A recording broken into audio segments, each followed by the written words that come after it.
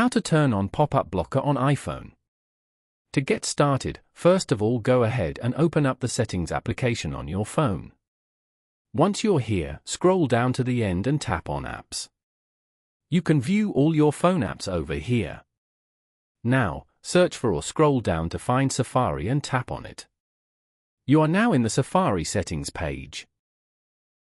This area provides access to various settings, including search engine selection, autofill options, privacy features like preventing cross-site tracking, and content blockers.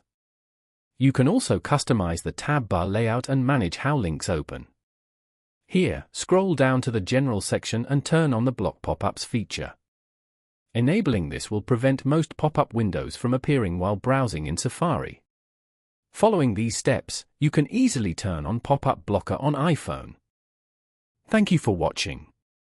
Please leave a like if this tutorial helped you, or leave a comment below if you have any questions related to the video.